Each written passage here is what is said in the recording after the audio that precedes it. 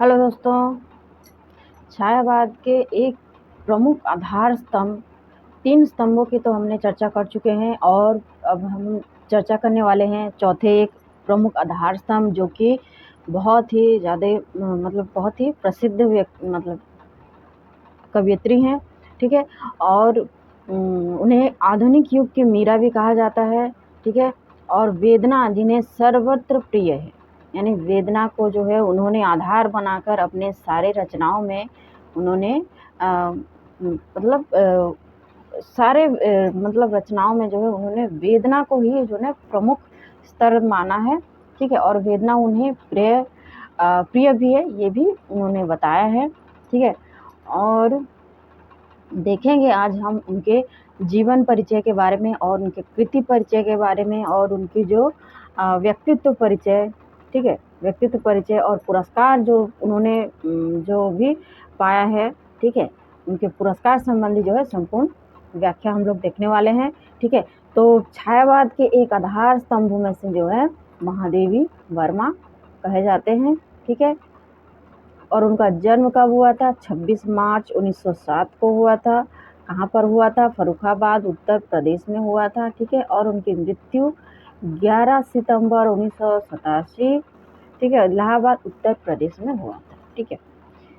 अब उनकी माता का नाम देखेंगे, ठीक है? उनकी माता कौन थी? हेमरानी देवी, ठीक है? हेमरानी देवी जो थी वो उनसे भी उन्हें बहुत ही ज़्यादा मतलब हिंदी के लिए प्रेरणा मिला है। और गोविंद प्रसाद वर्मा, ठीक है, वो भी मतलब एक अच्छे व्यक्ति थे, ठीक है? और शिक्षा दीक्षा जो है उनकी जो है प्रयाग विश्वविद्यालय में हुई थी। उन्होंने बीए किया था और एमए जो है उन्होंने संस्कृत में किया था, ठीक है?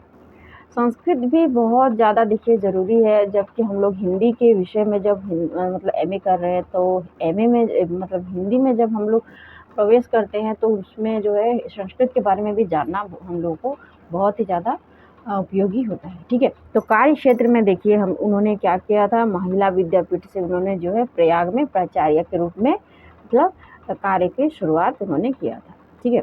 अब उनकी कृति परिचय जो है उनकी देखेंगे तो कृति परिचय उन्होंने क्या-क्या किया था। देखिए कवयित्री के रूप में तो वो प्रसिद्ध थे ही और रेखाचित्र संस्मरणकार भी उन्होंने मतलब वो एक मतलब अच्छे रेखाचित्र संस्मरणकार थे, ठीक है? और एक निबंधकार थे, ठीक है? और उनके काव्य संग्रह को हम लोग देखेंगे तो ये काव्य संग्रह देखिए, काव्य संग्रह कौन-कौन से हैं? निहार जो कि 1930 में है, रश्मि 1932, नीरजा 1935, ठीक है? और नीरजा का देखिए नीरजा कहीं पर 35 भी मिलता है, कहीं पर 34 भी मिलता है। इसका थोड़ा-सा अब देख लीजिए, अगर कहीं भी 34 है तो 34 में ही टिक करें या फिर 35 है एग्ज़ाम में तो 35 में ही आप टिक कर सकते हैं, ठीक है? और शांध्य गीत देखिए 1936 में, ठीक है? दीपशिखा 1942 और यामा। अब देखिए यामा जो है, यामा में कौन-कौन से काव्य जो है उसमें संकलित थी। देखिए निहार से लेकर यानी निहार, रश्मि, नीरजा और शांति गीत ये चारों का जो है काव्य संकलन जो है इसी में यामा में जो है फिर से उसमें किया गया था, ठीक है? अब देखिए अग्निरेखा, ठीक है? अब ये अग्निरेखा भी जो है एक उनकी अंतिम कृति है, ठीक है? और रेखाचित्र संस्मरण अतीत के चलचित्र जो है 1941, स्मृति की रेखाएं 1943, पथ के साथी, मेरा परिवार, ये सभी, ठीक है? और निबंध संग्रह देखेंगे हम लोग अभी। निबंध संग्रह उनके कौन-कौन से हैं? ये देखिए श्रृंखला की कड़ियाँ, कन्या हो गया है, ये कड़ियाँ है, श्रृंखला की कड़ियाँ, ठीक है? श्रृंखला की कड़ियाँ, ठीक है?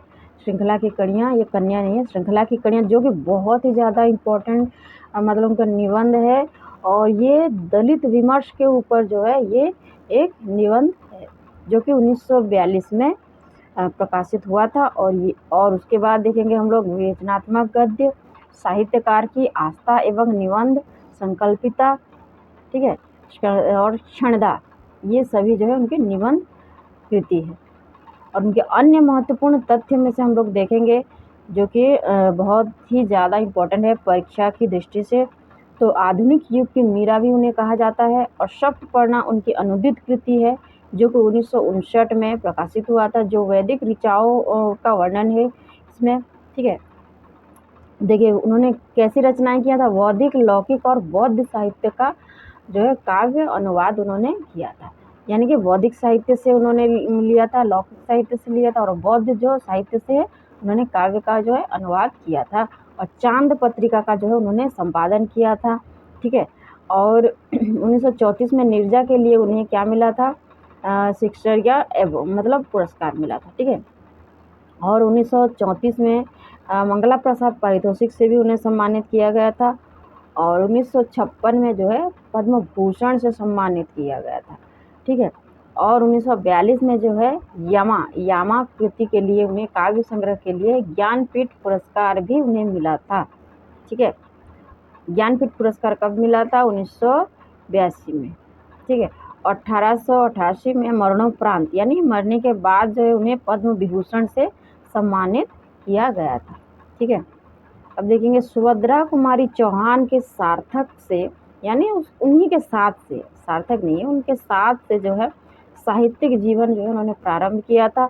और रेखा चित्र संस्मरण जैसी गद्य की जीवनी नवीन विधाओं का जो है एवं निबंध लेखन।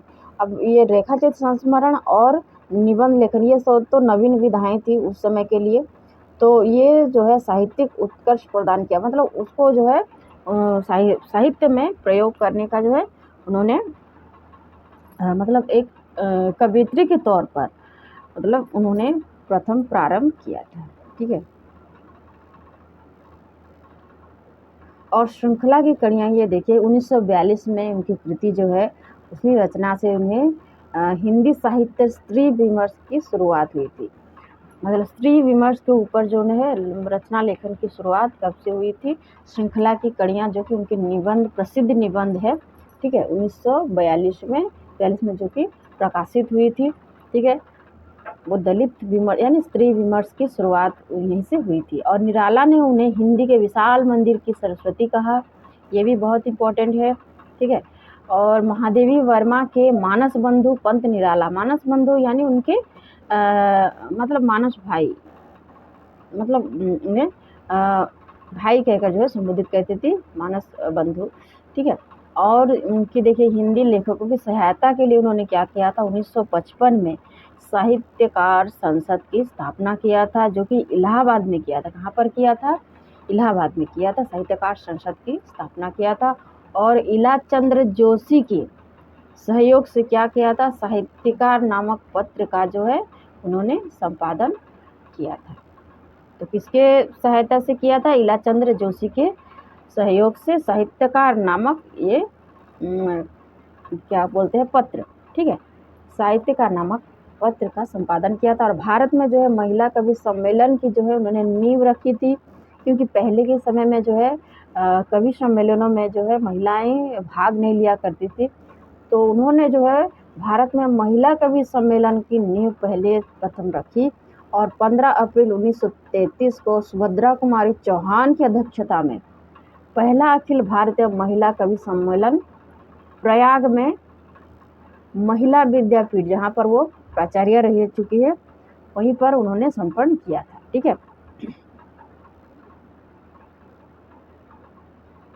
अब देखिए उन्होंने बौद्ध दर्शन से तो वो प्रभावित थे ही।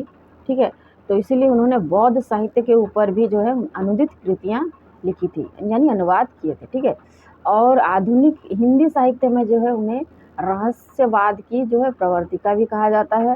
ठीक है, और प्रयाग में रंगवाणी नाट्य संस्था की जो है उन्होंने स्थापना भी किया था। और नैनीताल के निकट जो उमागढ़ नामक एक गांव है, ठीक है, उसमें मीरा मंदिर नाम से एक बंगला बनवाया था। ठीक है, जो कि वर्तमान में महादेवी साहित्य संग्रहालय के नाम से प्रसिद्ध है। ठीक है, अब देखिए महिलाओं की शिक्षा एवं आर्थिक आत्मनिर्भरता के लिए जो है अथक प्रयास उन्होंने किया था। यानी महिलाओं की शिक्षा के प्रति वो बहुत सजग थे, और उनके आर्थिक आत्मनिर्भरता यानी उनके जो है कुछ मतलब कुछ कर गुजरने की, यानी अपनी आर्थिक जो है आर्थिक प्रगति के लिए, महिलाओं के लिए जो है उन्होंने अथक प्रयास किए थे। ठीक है, और यामा प्रथम 4 काव्य संग्रह उसमें जो है संकलित है, जो कि निहार, रश्मि, नीरजा और सांध्य गीत संकलित है। ठीक है, अब डॉक्टर बच्चन सिंह क्या बोल रहे हैं महादेवी वर्मा के बारे में। महादेवी वर्मा के गीतों की कुल संख्या जो है कितनी है, 236। यानी कौन बोल रहे हैं, डॉक्टर बच्चन सिंह बोल रहे हैं महादेवी वर्मा के गीतों की संख्या कितनी बताई, 236। ठीक है, तो ये था आप लोगों का महादेवी वर्मा के जीवन परिचय, कृति परिचय और उनके जो व्यक्तित्व है और साहित्य के मतलब संदर्भ में उन्होंने कौन कौन से कार्य किए हैं। ठीक है, और महिलाओं के मतलब बारे में उन्होंने कौन कौन से विकासशील मतलब कदम उठाए, और उन्हें कौन कौन सी पुरस्कार का प्राप्त हुआ है। ठीक है, यहाँ पर आप लोग देख सकते हैं। और हम लोग अगले वीडियो में जो है उनकी काव्य कृति जो लगी हुई है उनके बारे में हम लोग चर्चा करेंगे। ठीक है, तो आगे तब तक के लिए बहुत बहुत धन्यवाद। अगर आप लोगों को मेरी वीडियो अच्छा लगा हो तो वीडियो को शेयर कीजिए, चैनल सब्सक्राइब करके रखिए। ठीक है, और आगे मैं ऐसे ही वीडियो आप लोगों के लिए लाती रहूँगी। ठीक है।